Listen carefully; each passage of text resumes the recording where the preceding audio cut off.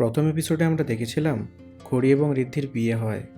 যদিও এই বিয়েতে ঋদ্ধির কোনো মতই ছিল না, এবং সেই কথা সে ফুলশয্যার রাতে খড়িকে বলেও দেয়।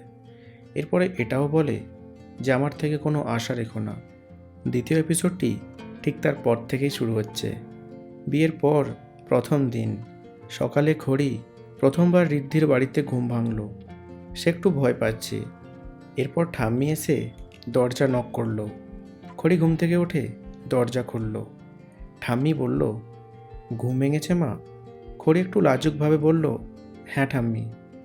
ঠাম্মি বলে, এই বাড়িতে ভয় পেলে কিন্তু চলবে না, এটা তোমারই বাড়ি। তারপর খড়ি স্নান করে রান্নাঘরে আসে। তাকে দেখে মালিনী ঠান্ডা গলায় বলে, নতুন বউ, এখানে দাঁড়িয়ে থাকলে চলবে না, কাজ শিখে নিতে হবে। খড়ি এই কথা শুনে মাথা নাড়ল। অন্যদিকে ঋদ্ধি অফিস যাবে বলে তৈরি হচ্ছে। খড়ি চা নিয়ে এসে তাকে দিল আর বলল, এই যে আপনার চা। তবে আশ্চর্য ব্যাপার হলো, ঋদ্ধি সেই চায়ের দিকে তাকালোও না, উল্টে তাকে কথা শোনালো, এসবের কোনো দরকার নেই। এই কথা শুনে খড়ির একটু মন খারাপ হলো। অন্যদিকে প্রদীপ তার বউ মানে মালিনীকে বলছিল, এই মেয়েকে একটু একটু করে সবার সামনে খারাপ বানাতে হবে। মালিনী বলে, তারপর ঋদ্ধি নিজেই তাকে ঘর থেকে বের করে দেবে। তবে তাদের এই কথা খড়ি একটু দূর থেকে শুনে ফেলে, আর এই কথা শুনে খুবই অবাক হয়ে যায়। এরপর খড়ি দাদুর ঘরে যায়।